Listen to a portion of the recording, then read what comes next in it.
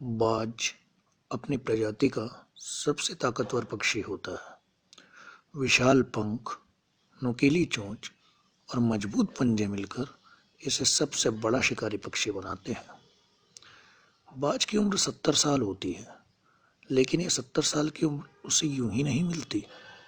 इसके लिए बाज को कठिन तप करना पड़ता है। 40 साल की उम्र आने तक बाज का शरीर उसका साथ देना छोड़ देता है। उसके पंख भारी हो जाते हैं, पंजे कमजोर हो जाते हैं और चोंच मुड़ जाती है।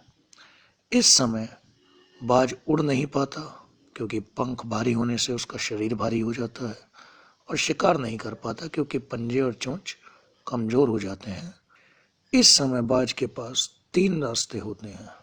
पहला, कि वह शिकार करने की लगातार असफल कोशिश करता रहे और अपने प्राण दे दे, क्योंकि शिकार तो उससे होगा नहीं। दूसरा, अपने आप को परिस्थितियों के हवाले कर दे और भूखा मर जाए, यही कह लीजिए कि सुसाइड कर ले। लेकिन बाज अपनाता एक तीसरा रास्ता, संघर्ष का रास्ता। बाज एक पहाड़ी पर जाता है, वहां अपने पंख नोच डालता है, अपनी चोंच और पंजे पत्थरों में मार मार कर तोड़ देता है। इस दौरान वो छोटा मोटा शिकार करता रहता है, या जो खुद उसके पास खाना आता है उसको खा लेता है। 5 महीने बाद एक नई सीधी नुकीली चोंच आती है, नए पंजे आते हैं और नए हल्के पंख आते हैं। हल्के पंख आने से उसका शरीर हल्का हो जाता है, चोंच सीधी और नुकीली आती है और पंजे नए आते हैं। तो बाज फिर से उड़ने लगता है, फिर से शिकार करने लगता है और फिर से जीत हासिल करने लगता है आसमान का राजा बनकर।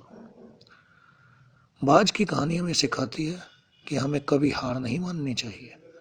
संघर्ष करने की कोई उम्र नहीं होती। यदि राम वनवास में जाकर संघर्ष न करते तो भगवान न कहलाते। एक शायर का शेर है, खुद ही को कर बुलंद इतना कि हर तदबीर से पहले खुदा बंदे से खुद पूछे, बता तेरी रजा क्या है।